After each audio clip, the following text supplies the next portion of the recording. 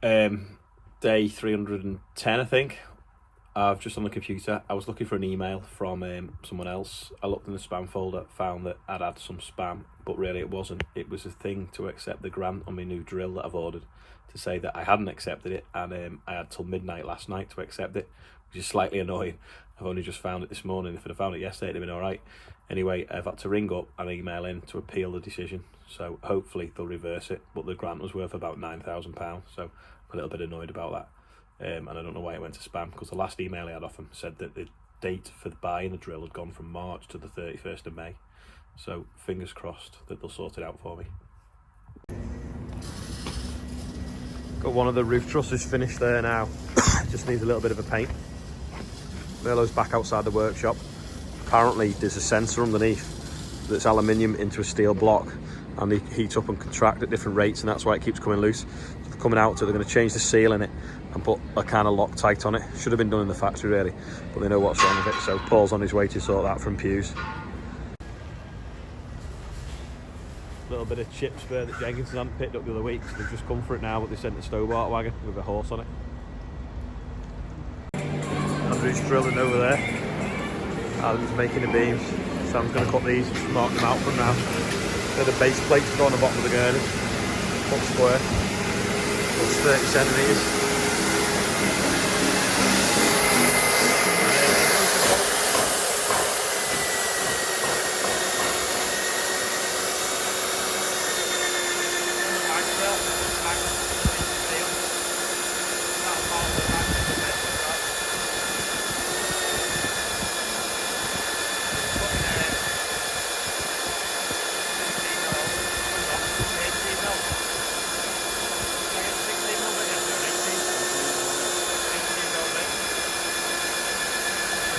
Around the outside, then you get like a little plug out the middle.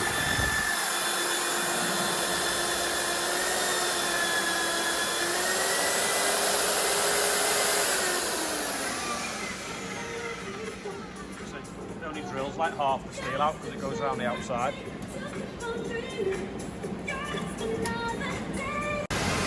To give the roof a 15-degree pitch, we're welding these steels at 75 degrees, so obviously if it was 90 it'd be stood up like that, so we want 15 in, so that'll give us 75, so 15 degrees off 90, 75. We'll weld that on there now. This is a selection of nozzles off the plasma cutter, so it has a little tiny hole in it that blasts the plasma and cuts the steel, but sometimes it blasts backwards and it kind of destroys the nozzles. There's a couple of them that have been destroyed. Quite expensive though. They're like, I don't know, about £4 each. There's that and a little bit inside it as well. So when it goes wrong, it melts and it's costly. But it's still cheaper than grinding discs on big steel.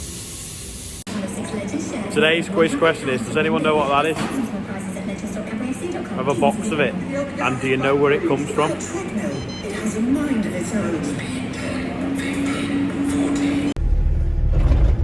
Just tracking the digger down the yard. Someone's coming and they've not got a tipper, and it's obviously raining, so I didn't want them pulling it all off in the rain because they look quite old, so I thought I'd pull it off with the digger, but the digger's at the other end of the yard, and because it's not been running yet today, it goes slow in the morning until the hydraulics are warm. It puts itself in a warm-up mode, so it's only going at like half a mile an hour, so I think by the time we've got there they'd have done it.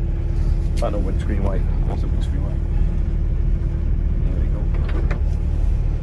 That's in a slow mode as well. I need 2 hands for this, so I can't hold my phone, but I'm just going to grab that out of there now. Any bigger?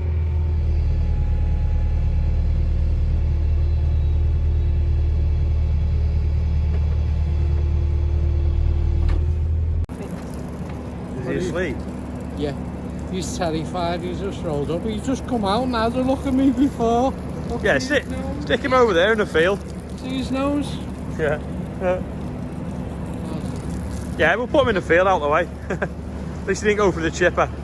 My dad's been on that, moving concrete blocks. He shouldn't really be allowed, because he's not one over.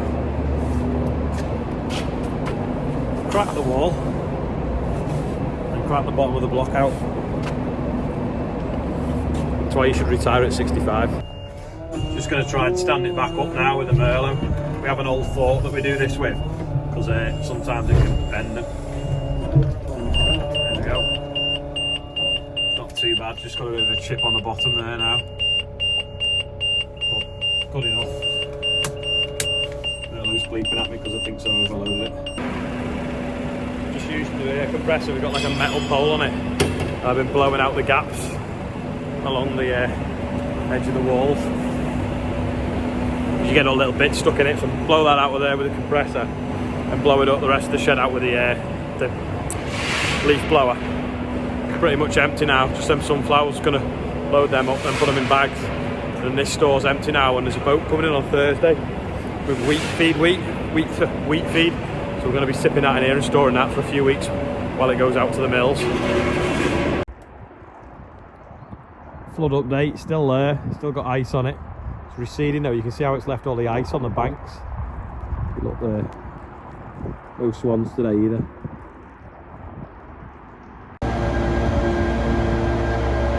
Nope, they've got a dust mask on in there. Andrew and Christine are blowing out the wheat store with the leaf blower.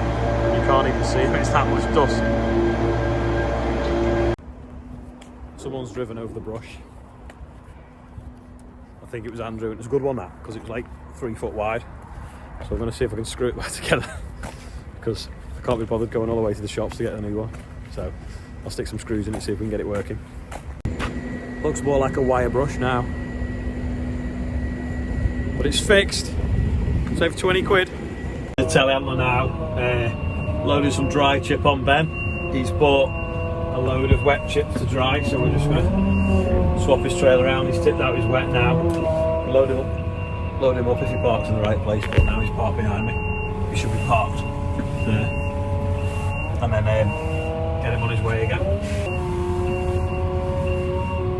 There we go, he's moving to the right place. So I'll load him up, get rid of this chip. Should fit about 10 or 12 ton on him. Think I better pat it down, otherwise it won't fit under the bridges.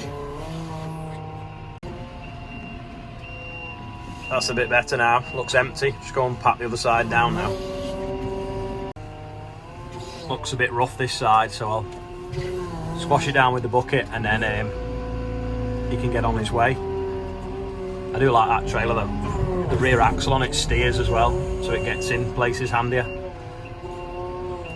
It's a nice bulk trailer.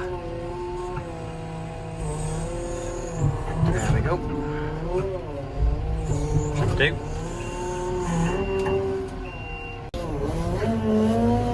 Now I'm putting the wet chip onto the floor. It's you see it's damp because it's steaming. So I'll tip it in the shed and level it out with a bucket. I've got to get it even so that it dries evenly, because if it's got because it's got an air force from underneath flowing through it, you get it thicker in some places than others.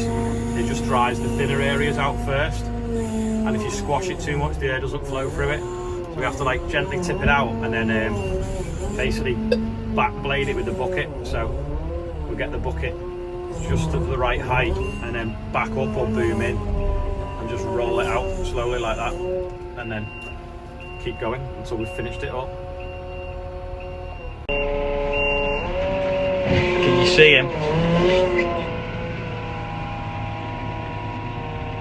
There he is. I've loaded all the wood chip in now.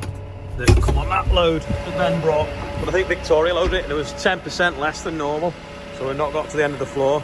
So if I turn the floor on now, air would blow out of this end instead of through the chip. So what I'll have to do now is square it off and then put a little bit of our chip on the end there, and we can turn the fan on and get that drying out overnight.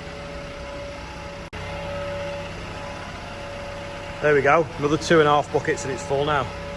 It's like the set top of the pops if you look at the steam coming up. A lot of people watching this won't remember the top of the pops. Got 1, 2, 3, 4, 5 roof trussers made now. Well, 5 halves. I'm just welding another one up now. This is just putting another one to shape. These are going to be the legs. All the base plates are drilled. So after bolting it down. All them are drilling it, Samson doing them to go on the top of it. The bolt timbers on the roof purlins. Taking it now, just a bit of welding today. A little bit of paint on the corners. Put the buttons in, dry tomorrow. And then we'll get in there. Tune on the radio.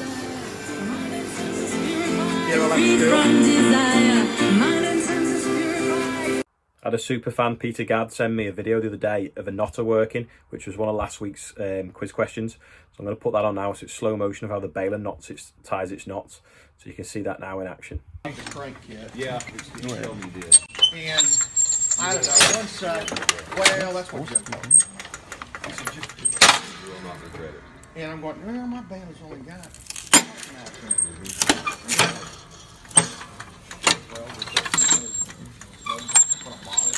Of course, 2 years later, That's the way that goes. That's about it for today anyway. So you know it was a rotor broach yesterday. Well, I think that's actually the trade name, but it was basically a drill bit for a mag drill. So we've been using that today. Been using different sizes as well. So if you think you know what today's one is, click like or have a guess in the comments box, and I'll see you all tomorrow and we'll see what the day brings.